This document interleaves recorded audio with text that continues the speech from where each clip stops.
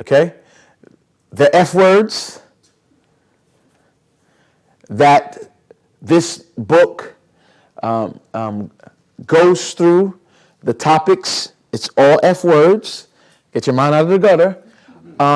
That summarizes each, basically summarized each chapter of the book, right? So it's easier for you to, when somebody talks about Ecclesiastes, there's basically four, one, two, three, four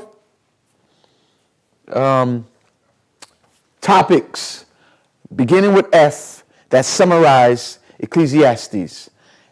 All right? First one is futile. Sister Serena loved that word. She seems to say futile. It doesn't really sound that big at all. Although, I mean, using that in everyday life, some people might think like, oh, it's so futile out here. You're like, excuse me? What are you trying to say? Okay? You know what futile is?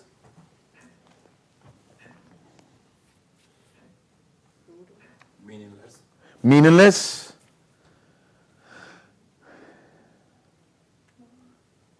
Producing no profit. Not capable of producing any real profit. There's no profit. Okay? It's futile. There's no profit in it. Okay? This is like, I feel like Carter doing his scientific vocabulary. Like, I'm going to have to give you some vocabulary, okay? All right, so futile, all right? If you want to keep it part of your repertoire as far as your grammar, just blurt it, use it instead of something in your everyday life. Like, man, that's just futile. No? Okay. All right. All right. Next one. Fleeting. That's easy, right? Fleeting is nothing lasts forever. Nothing lasts forever. Fleeting. Fleeting.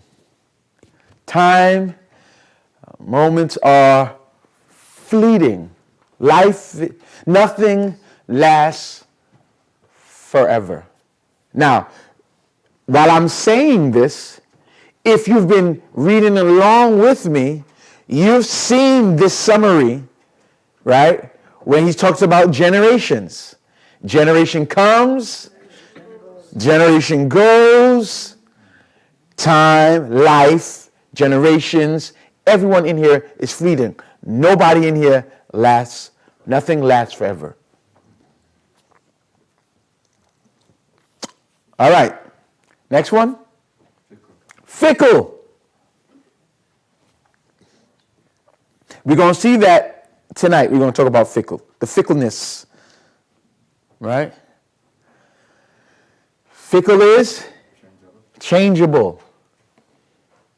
On an instant. We're going to show you tonight, we're going to see the fickleness in life.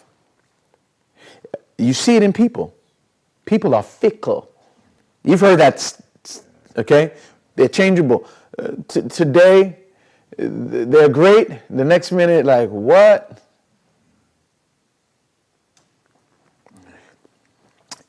Biblically, this is one of the traits God tries to stamp out from the beginning to let you know I'm not like people.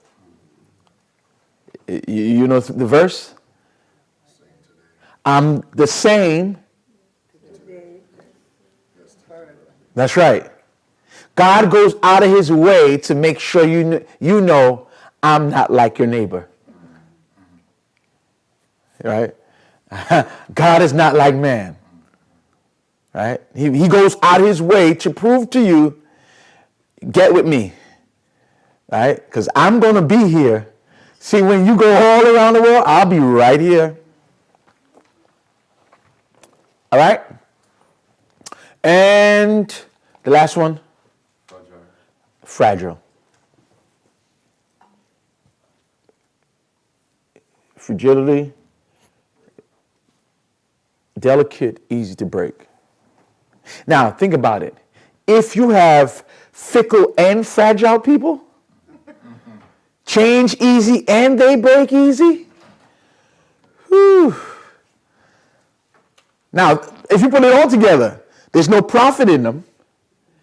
Change easy, break easy. Lord, can you imagine how stressful that can be? Okay? All right. So just again, brief review. Last week we talked about he revisits. He starts speaking again about death, right? And that's the topic he returns to. Oh, look at Paige Lunchbox.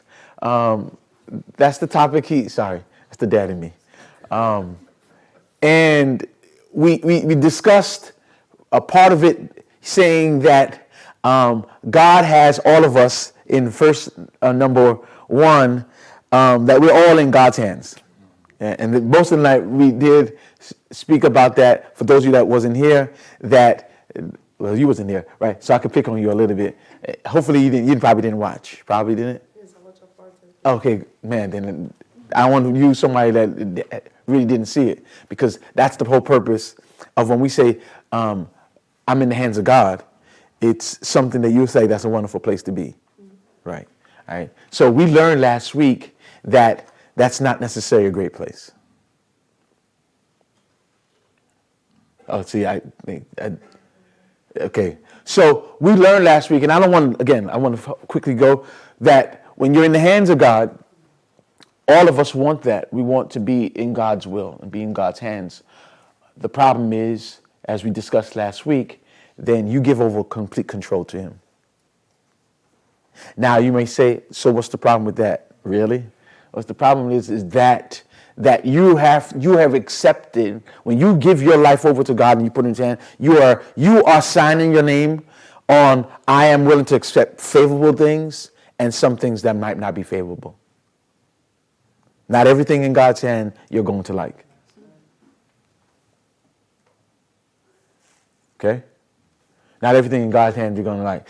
Actually, Sunday a little bit towards the end, Sunday afternoon when we was talking over here, that in God's hand, when you submit to him, then if you're in God's hands, God may use some hands you don't like to deal with you, but it's God's hands. You may have to deal with some issues that God uses to deal with you. Babylon, that's God's hand. God may lock you away 70 years in captivity, but you're in God's hands. Right? So when we say I'm in God's hand, I know we always place this, oh yes, ultimate power, ultimate thing, but you got to understand that God uses some disfavorable things to pull out favorable things in you. Make sense? Right? That God may create a war